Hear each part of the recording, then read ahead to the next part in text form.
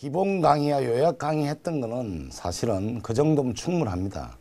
좀 그 부분에 빠졌던 부분들 중심으로 정리하되, 또 기본 강의나 요약 강의 했더라도 다시 한번 정리해야 될 부분은 제가 추가적으로 몇 군데 지덕시효라든지 공유 부분을 좀 넣었습니다.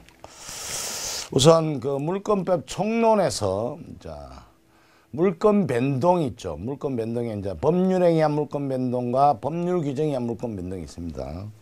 법률행위에 의한 물권 변동은 등기가 중요하죠. 등기에 관한 부분은 전부 다 판례 내용이고, 그건 워낙 중요했기 때문에 기본 강의도 했었고 요약 강의도 했으니까 중복됩니다. 그 정도면 충분하다 싶어서 판례 강의는 넣지를 않았습니다. 제가 그 정도면 충분하니까. 다시 판례 강의 또 중복한다는 것은 좀 중복된다는 느낌에서 뺐고요. 법률 규정에 의한 물권 변동 있죠. 법률 규정 물권 변동이 이제 187조, 186조는 법률행위에 의한 물권 변동인데, 그거는 기본 강의와 요약 강의로 충분했기 때문에 빼고요. 187조 법률행위하지 않는 물권 변동입니다. 상속, 공용, 징수, 판결, 경매, 기타 법률 규정에 의한 부동산 물권 취득은 등기를 요하지 아니한다. 그러나 등기를 하지 않으면 이를 처분하지 못한다. 이 조문인데, 이거는 등기 없이 물권 변동이 납니다. 다만 처분 안 하면 등기해야 된다. 이 조문이죠. 그래서 상속의 경우는 사망시인데, 다만 판례에 상속과 같이 취급하는 것이 포괄적 유정입니다. 포괄적 유정. 포괄적 유정은 등기 없이 물권 변동이 납니다. 사망하면 유정받은 사람이, 수정자가 바로 소유권 취득합니다. 다만 포괄적 유정에 대해서 인정되는 것이지, 특정 유정 있죠. 특정 유정은 의사표시에 의한 물권 변동입니다. 따라서 이거는 채권적 이전 등기 청구권만 취득하는 것이지 등기 없이 취득하는 것이 아니다라는 것이 주의해야 된다. 물론 이번처럼 증여도 계약이니까 이전 등기 청구권만 취득하고 등기해야 된다. 그 내용입니다. 그래서 상속관에서는 포괄적 유정은 상속과 동일하게 취급해서 상속, 포괄적 유정, 해사병, 이거는 같이 취급해서 등기 없이 물권 변동이 나지만, 특정 유정은 또는 증여계약은 이전 등기해야 된다. 채권적 청구권만 발생한다라는 걸 주의해야 되고, 따라서 특정 유정을 이유로 진정명의 해부를 위한 이전 등기 청구할 수 없습니다. 공용 징수는요, 국가가 공공의 필요에 의해서 일방적으로 수용하는 거죠. 이건 이제 등기 없이 원시 취득입니다. 다만 등기 형식 이전 등기인데요.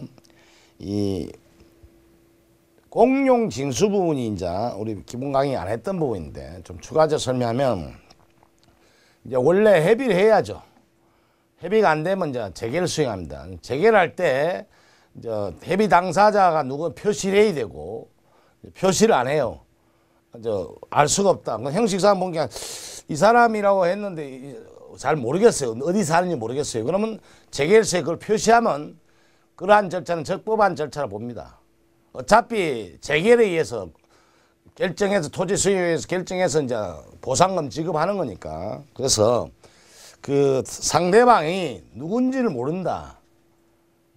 기업자가 과실 없이 알지 못하는 경우는 그 협의에 따라 재개를 수용 절차에 따라서 재개를 이루어졌다면 적법한 절차에 의한 수용이고, 나중에 그 사람 상대방이 딴소리 못합니다. 왜?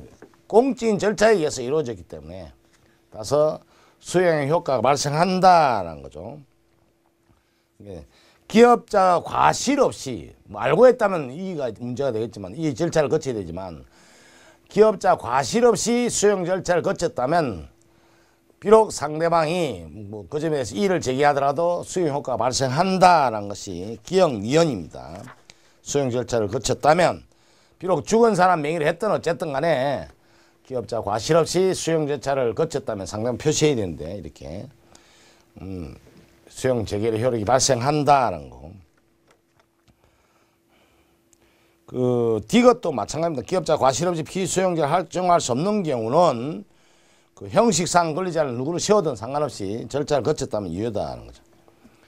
그러면 이 수용 리얼의 수용 효과는 원시 취득입니다. 그래서 형식 이전 등기 형식은 이전 등기라 하더라도 법적 취급은 원시 취득이니까 그 부동산에 토지에 붙어있던 모든 권리가 소멸됩니다. 설사 거기 가압류가 돼 있다 하더라도 소멸됩니다. 저당권도 소멸돼요. 다만 저당권은 물상대위에서 수용보상금을 대위할 수 있지만 가압류는 우선 변제 효력이 없습니다. 그래서 물상대위를 원용할 수 없고 따라서 그 수용보상금에 대위를 할 수 없죠. 그 점에 차이겠죠. 저당권은 대위할 수 있지만 그 물상대위는 가압류는 물상대위도 못하고 그냥 소멸된다. 따로 배당 요구를 해야 됩니다. 그 점에 차이가 있다. 다만 수용되는 시기는 해비는 해비시지만 재결은 재결시가 아닙니다. 재결시가 아니라 재결된 날짜가 있더라도 재결된 날짜는 2011년 5월 5일입니다. 근데 수용 개시를 다시 표시합니다. 그 재결 용지 속에 언제 수용된다, 수용 개시를 표시하고 거기서 재결 날짜를 적는단 말이죠. 그래서 수용되는 시기는 재결시가 아니라 수용 개시일입니다. 수용 개시일이다라는 거 주의해야 된다. 수용 개시일인데 다만 수용 보상금을 지급을 정지 조건을 한다. 그러니까 수용 효과와 수용 되는 시기는 재결시가 아니라 수용 개시일이다라는 걸 표현을 잘 기억해야 되고 요 부분이고 다만 보상금 지급을 정지 조건을 한다. 따라서 보상금을 지급하지 아니하면 수용의 효과가 발생하지 않는다. 소멸되었던 저당권이나 가압류는 부활한다. 이 소리. 그 정도 하나만 기억하면 되겠습니다. 수용관에서는. 판결은 형성 판결만을 의미하죠. 이행 판결이나 항행 판결은 다시 이전 등 개의된다. 경매는 경락당 완납시다. 매수대금 완납시.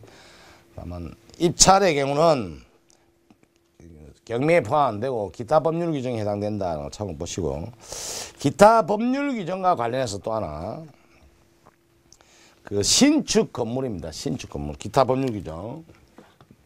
자 상공 판 경 기죠. 이 기가 이제 기타 법률 규정인데 기타 법률 규정에 의한 원시 취득으로는 신축 건물 이 부분이 이제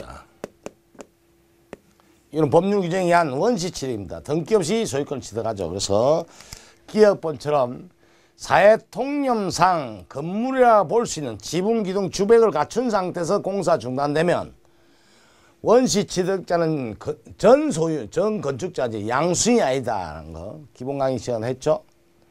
그러니까 이게 사회 통념상 지붕, 기둥, 주백을 갖추면 원시 취득자는 누구요? 전 건축주고 이걸 못 갖췄어요. 그럼 부합이 토지에 부합이 됩니다. 토지에 부합되고 이거는 토지 소유자. 근데 못 갖춰서 양수인이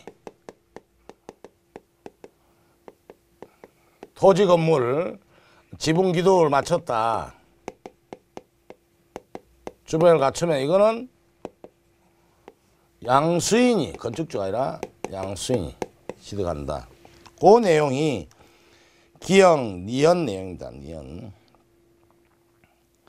그 다음에 그 3번 내용은요. 3번 내용은 요 부분 하나.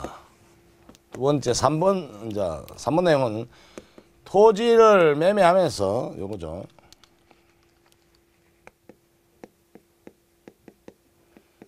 토지 매수인이 요다 건축하는 거죠. 빌라를. 그럼 이 매수인의 원시 취득입니다. 원시 취득이고 토지 잔대금을 받기 위해서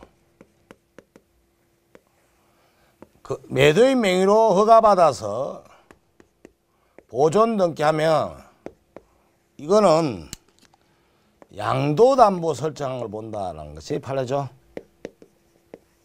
건물은 원시 취득자는 매수인이고 건축지 매수인이 원시 취득하고 다만 건축 허가와 보존 등기를 매도인 명의로 한 경우는 토지 잔대권을 받기 위한 원시 취득한 것이다.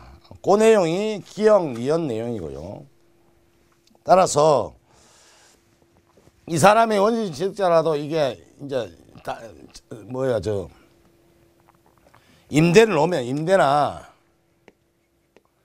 이 부분을 양도하면 제3자 능력은 유효입니다. 다만 이 사람한테 대항을 못할 뿐이죠. 양도담보권을 침해하니까 대항을 못할 뿐이다. 그렇지만 갑이 임대계약했던 것 그걸 무효라고 할 수는 없죠. 또 계약했던 양도계약 그 자체는 유효죠. 다만 대항 못하니까 이전 등기를 해달라든지 또는 양도담보권자 담보권 실행을 위해서 임차인 보고 물건을 인도하라, 담보권 실행을 인도하라 그러면 임차인이나 이런 사람 인도를 해줘야죠. 그런 이야기입니다. 그것이 D것 내용입니다. 4번은 재건축 조합이 건물을 신축하면 조합 자체가 아파트에 대해 원시 취득하는 것이지 조합원이 하는 것이 아닙니다. 조합은 재건축 조합은 권리 능력이 없는 사단의 법인이기 때문에 그 권리 주체성 인정됩니다. 조합원들도 재건축 조합하고 계약해서 분양을 이전받아야지 조합원들이 원시 취득하는 것이 아니다.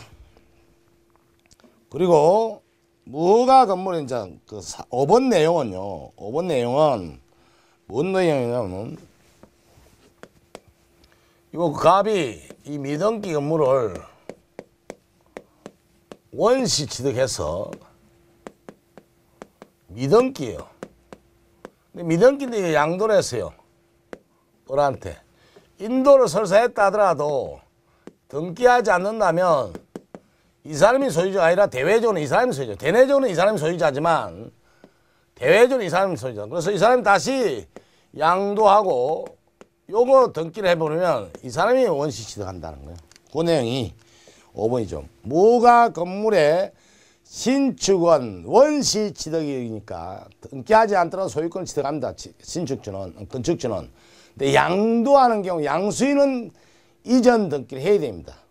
그렇지 않으면 그 양도는 의사표시 양이니까 따라 이중 양도하고 제2양수인이 취득하면 결국 제2양수인이 소유권 취득한다는 거죠.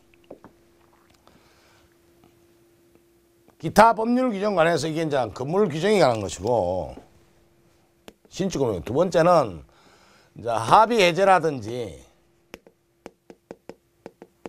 무효 취소된 판결하면 이런 것도 다 원시 그 법률 규정에 의한 물권 변동입니다. 물권 변동이니까 소유권에 의한 말소등기 때문에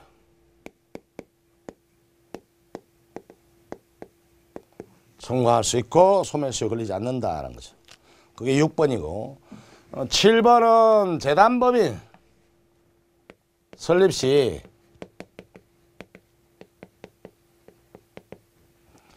출연재산의 기속식입니다.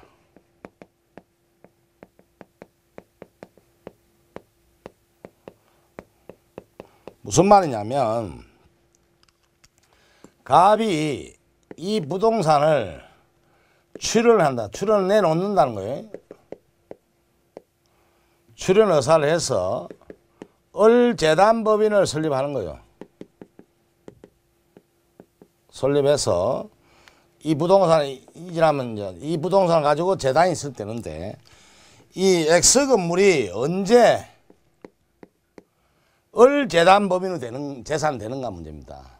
우리 48조는 그 출연재산 기수식으로 해서 생전 처분을 했을 때는 법인 설립 시, 유언을 할 때는 유언효력이 발생하는데 유언자 사망 시 이 재산이 된다는 거예요. 근데 문제는 186조 당사자 의사표시 할 때는 부동산의 이전 등기, 동산 인도해야 된단 말이죠. 그래서 이 186조와 48조의 관계가 이제 됐다는 겁니다. 무슨 말이냐면 이 재단법인 설립은 법인 설립 등기시입니다.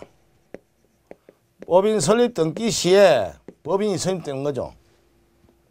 그럼 요때 설립된다 하면 등기 없이 이 부동산이 된다라는 것은 48조에 의한 거고, 그래서 기타 법률 규정에 해당돼서 48조에 에서 등기 없이 소유권 취득한다 그러면 48조에 의한 기타 법률 규정에 의한 취득이다 보는 거고, 아니다 설립했다 하더라도 부동산은 그냥 1만 원씩 들어가서 등기해야 된다. 이 사람 앞으로 재단법인이랑 이전 등기해야 비로소 된다는 거죠. 그러니까